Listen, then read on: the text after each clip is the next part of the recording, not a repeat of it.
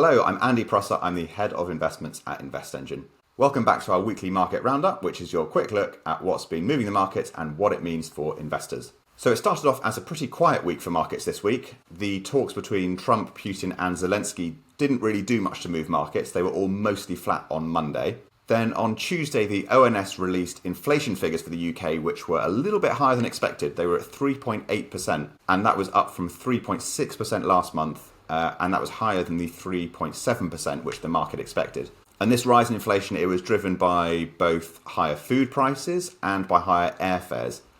And it means that inflation is still running well above that kind of 2% inflation target that the Bank of England has. Now, before those inflation figures were released, the market was only pricing in roughly a 2% chance of a rate cut at September's Bank of England meeting anyway. So that didn't really change much after the inflation news, meaning at this point it's still kind of almost certain that the Bank of England will keep rates on hold at their next meeting. But the chance of a rate cut happening before the end of this year went from about 50% on Monday to about 36% today. So it's now more likely than not that rates will stay at 4% for the rest of this year. Markets-wise, we had a small sell-off on Tuesday and Wednesday in the US.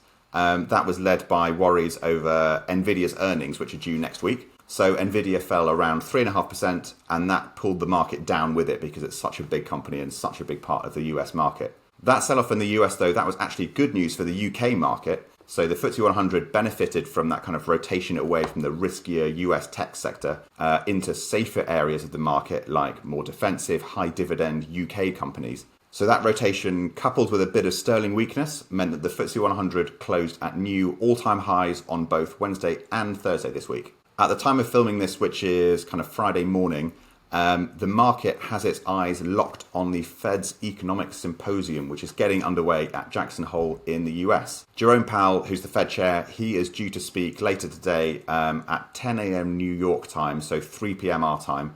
And the market's going to be watching that really closely for any hints about the Fed's thinking ahead of its September policy meeting. So we're all keeping our eyes peeled for that. Okay, that's it for this week. If you have any thoughts or comments, please feel free to leave them below. Otherwise, for more updates, head to our blog, sign up to our newsletter, and we'll be back next Friday. Thank you for watching.